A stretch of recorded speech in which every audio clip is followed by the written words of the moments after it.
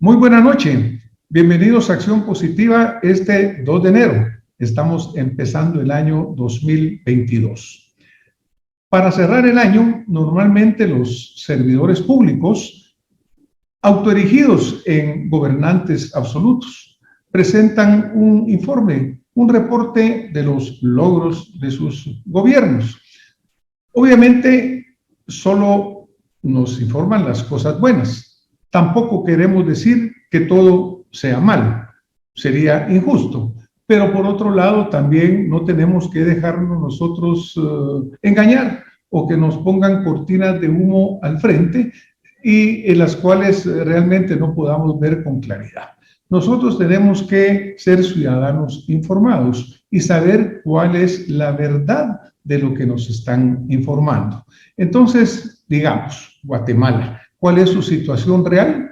Pues aparentemente la economía suena bien, aparentemente vamos para arriba, aparentemente vamos con la pandemia, pero cuando nosotros leemos más allá de la letra débil, vamos a encontrar, y nosotros desafortunadamente, como periodistas serios y responsables que somos, como ciudadanos objetivos, pues tenemos que ser realmente claros y decir la verdad, aunque muchas veces la verdad duela, pero si nosotros no reconocemos la verdad, ¿quién la va a reconocer por nosotros? Veamos en realidad, tenemos que pensar que somos un país reprobado. Como en el antiguo Coliseo romano, muchas veces la vida del gladiador dependía de si el dedo señalaba hacia arriba o señalaba hacia abajo. Existe duda de que si este era realmente el signo que se utilizaba, pero la tradición lo ha dicho. Reprobado, un signo para abajo. Y desafortunadamente tenemos nosotros muchos reprobados. Por ejemplo, Prensa Libre, un titular muy importante, señala y dice reprobados en primaria.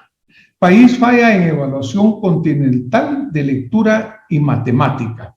El país de un premio Nobel en literatura, Miguel Ángel Asturias, es también, desafortunadamente, el país con uno de los mayores analfabetismos en el mundo. La educación primaria de mejor calidad es lo que necesita el país.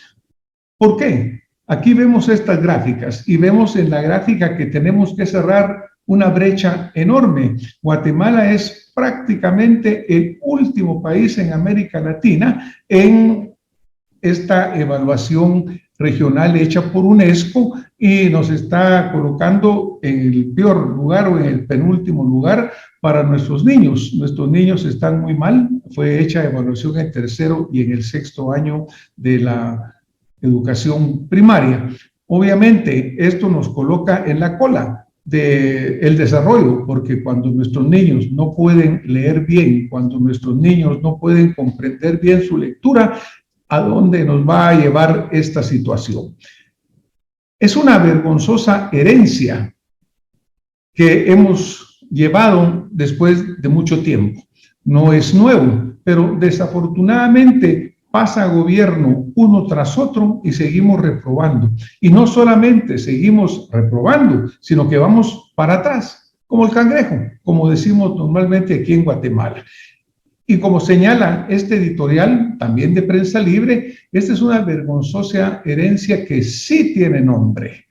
¿Cuál es el nombre? Pues los gobiernos que han fallado verdaderamente en cumplir con su misión de proporcionar a nuestros niños, el capital más valioso de un país, las oportunidades y los medios para que puedan aprender.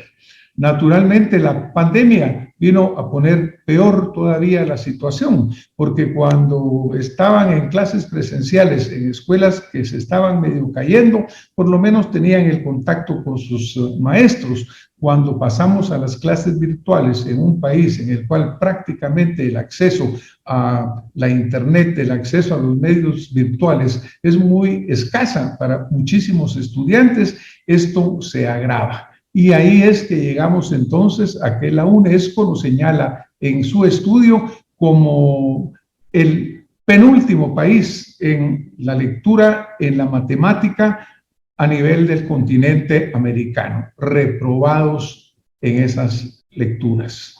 Claro que una deficiencia siempre lleva a la otra. Entonces, acá tenemos de nuevo un mapa muy interesante. En este mapa, hecho por una entidad también muy seria, lo que se está demostrando es el cociente intelectual promedio por países a nivel del mundo.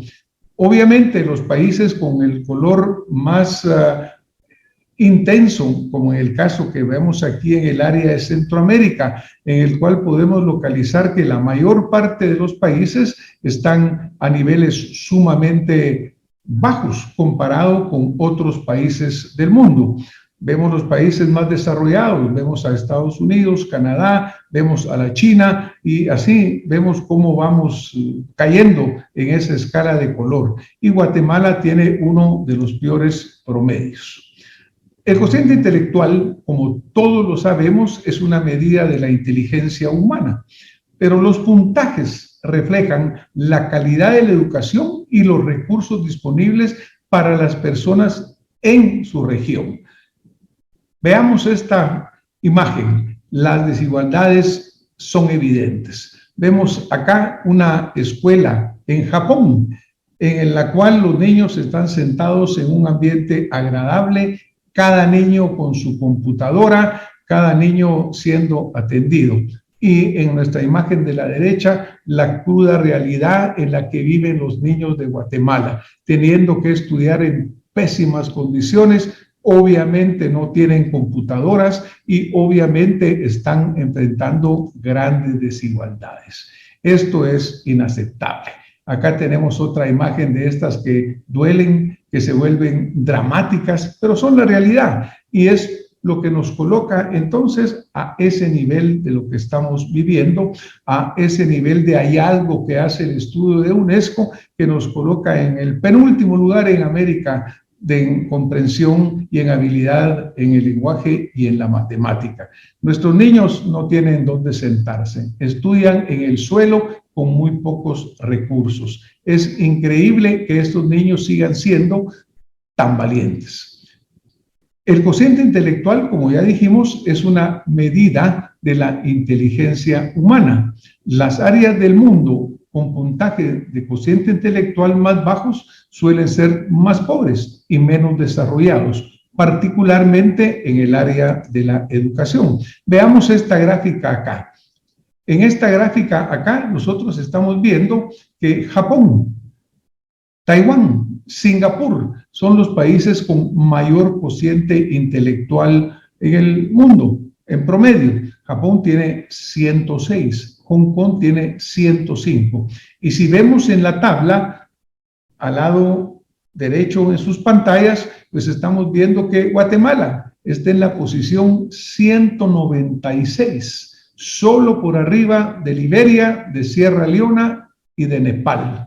De 199 países, Guatemala está en el casi último lugar. ¿Cuál es nuestro cociente intelectual? 47.72 en promedio.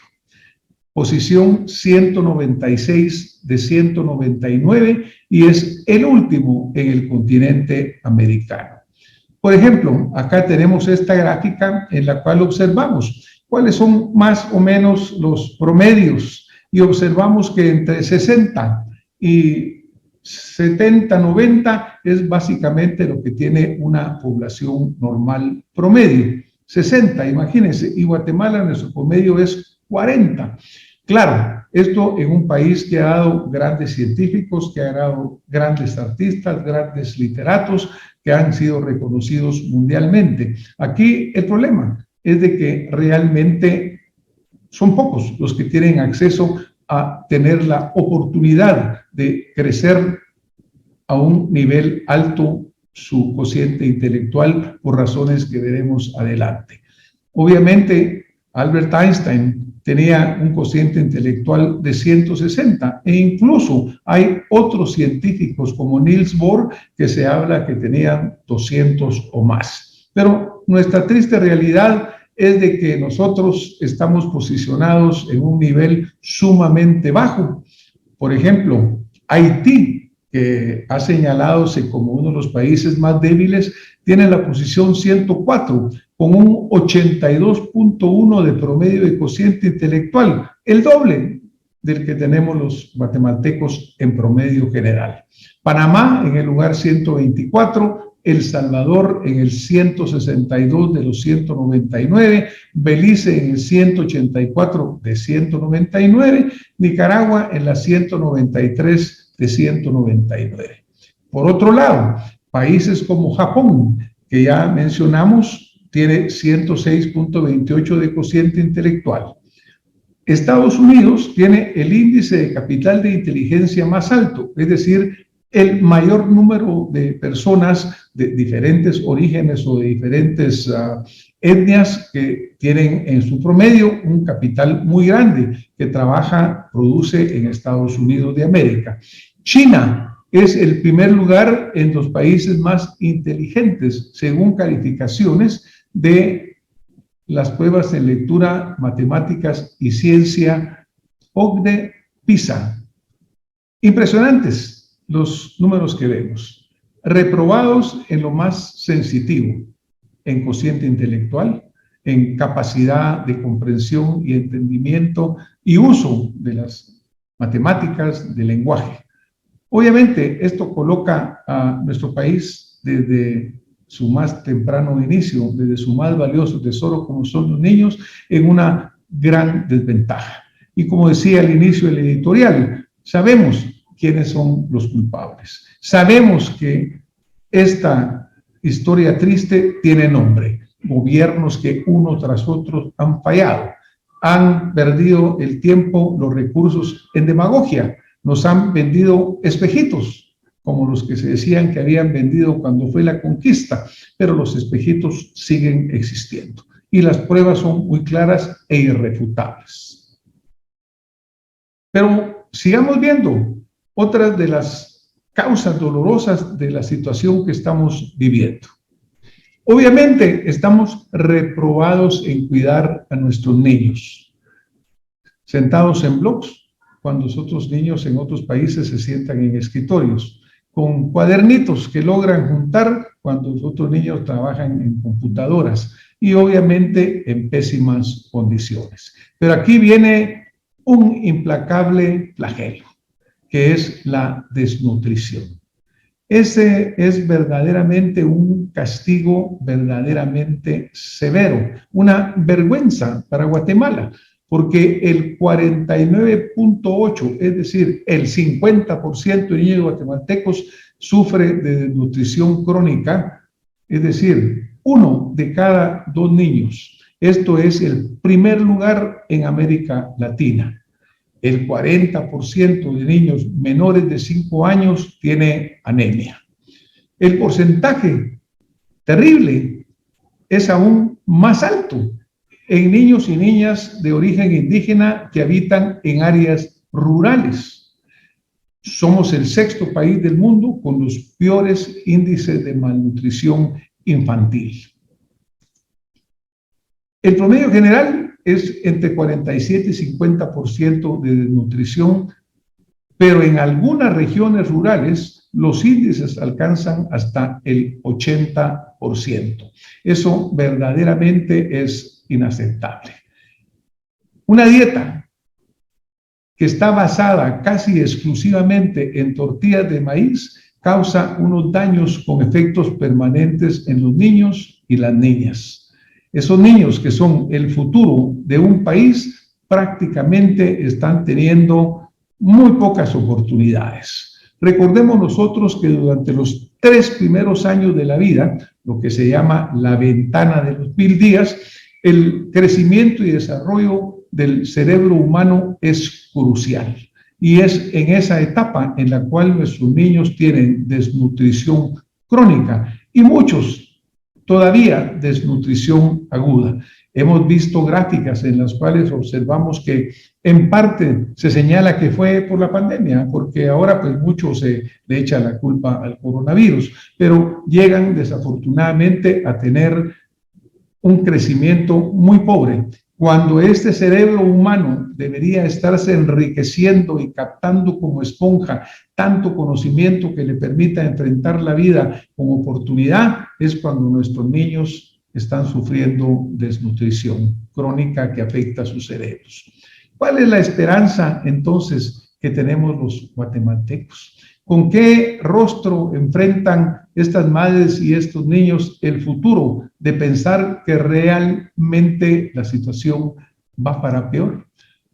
Este es un reporte reciente que está en los medios y dice: Guatemala alcanza cifra récord de inseguridad alimentaria. Esto es prácticamente a finales del año 2021. El gobierno pronosticó que el hambre se reduciría en el país a finales del 2021, pero una nueva evaluación refleja totalmente otros datos. Ha subido la inseguridad alimentaria. Entre la sequía, entre el coronavirus y entre la incapacidad de apoyo del gobierno, hoy hay por lo menos 10 departamentos que están en alto riesgo y todavía viene peor lo que está sucediendo. Lamentable, dantesco, preocupante, es una situación que tenemos que visualizar con claridad. Los gobiernos siempre tratan de esconder, pero estamos reprobados en las materias más importantes, en educación, en salud, en futuro de nuestros niños. ¿Por qué? Porque ¿a dónde van a ir estos niños desnutridos? Estos niños sin acceso a oportunidad, que no tienen aulas en donde estudiar, que no tienen medios para poder participar del mundo virtual. Claro, el resultado que se da es un resultado esperado. Reprobados en las áreas más serias y sensitivas. Y a esta cadena de reprobados vamos a agregar otro que vamos a ver en este momento. Lamentablemente, también estamos reprobados en seguridad ciudadana, reprobados en resolución de conflictos. No solamente nuestro pueblo tiene que vivir y sufrir y sobrevivir tantos flagelos como son pésima educación, pésima salud, sino que además vivir en estado de inseguridad, porque la ausencia del Estado potencia conflictos. Se ha mencionado que Guatemala es un estado fallido.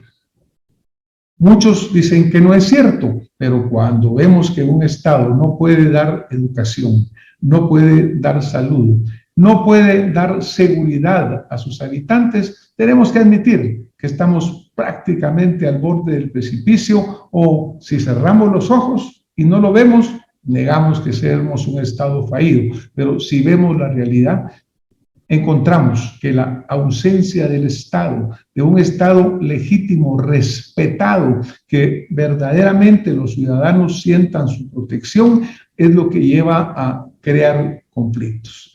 Recientemente hubo un serio conflicto en Nagualá, en el cual hubo 13 personas que fallecieron en una emboscada, resultado de un conflicto territorial que lleva más de 160 años en que no ha sido resuelto. En pomposos discursos, como se menciona en este editorial, el gobierno el 12 de octubre del año 2020 ofreció que en muy poco tiempo se iba a solucionar. No se hizo. Y llegamos entonces al triste momento en el cual ese conflicto histórico explotó y se llevó la vida de 13 personas, incluyendo niños. Lamentables incidentes que son innecesarios si el Estado cumpliera verdaderamente su función. ¿Con qué resulta y a qué salta el Estado a posteriori? Pues ir a estados de sitio, los cuales son rechazados y protestados por la población, tanto localmente como también señalado internacionalmente como no ser el medio de prevenir el problema, sino que debe haberse buscado soluciones antes.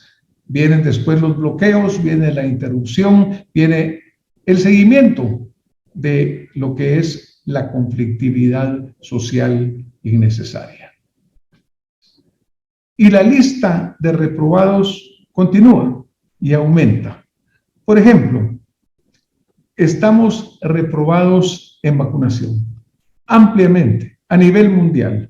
Guatemala no está llenando el lineamiento que espera para fin de año la Organización Mundial de la Salud. Esto nos pone en un alto riesgo de ser excluidos del sistema sanitario mundial. Y lo peor es que no es por falta de recursos, que es uno de los argumentos que siempre se utilizan.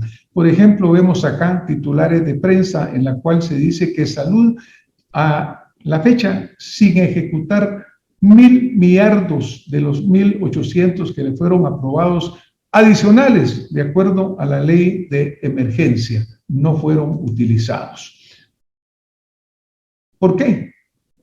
Eran para contratar personal, para comprar medicamentos, para comprar insumos y sin embargo no se han utilizado. Esto nos coloca a nosotros en esta situación. En este mapa vemos Guatemala con ese color que es un color negativo. Canadá, un país con una vacunación muy alta, Estados Unidos posterior, Brasil, pero miren a Guatemala, incluso como lo sabemos, en Centroamérica tiene los peores niveles de vacunación. En este cuadro proporcionado por el Sistema de Información del Gobierno de Guatemala, encontramos que al 21 de diciembre, Guatemala únicamente con un porcentaje total de personas completamente vacunadas del 25.30%, bajísimo. Comparémoslo, por ejemplo, Belice en la misma época tenía un 63% de personas vacunadas. Costa Rica, 76%. Cuba, 83%. Guatemala, recuerden, 24%. El Salvador con un 68%. Honduras, 49%. México, 64%. Esto lleva a algo que realmente no tiene importancia, pero tenemos que señalarlo. En el manejo de la pandemia, el presidente de la República de Guatemala está calificado muy mal. En la región, El Salvador tiene una calificación muy alta, el Guatemala un 27% contra un 94% de calificación positiva. No es importante cómo califican al señor presidente. Lo que es lamentable es que solo 24% de los guatemaltecos tengan vacunación completa. Esto en un momento en el cual hay una cepa sumamente explosiva, Omicron, que ya satura la atención primaria. Y se ha encontrado que la capacidad de reinfección con esta cepa es 5.4 veces mayor que con la variante Delta y que la vacunación completa eleva la protección frente al contagio hasta un 80%. Pero también es claro, como han dicho muchos expertos y han sido no escuchados, vacunar al mundo rico es inútil si las vacunas no llegan al resto del planeta. Por la migración constante de los países pobres viajan a los países ricos y entonces el ciclo de la reinfección se mantiene. Tenemos que vacunarnos todos a todo nivel. Hay cosas preocupantes. La sexta ola se desboca en Madrid, es un anuncio reciente. Y vemos a la gente con sus mascarillas y cerrando actividades. Solo para señalarles, el 24-25 de diciembre, esta es una playa en Guatemala en la cual miles de personas están sin mascarillas, sin protección. Son ciudadanos, tenemos que tener mayor conciencia. Pero vamos a seguir con los reprobados. Estamos reprobados en proteger a nuestros migrantes.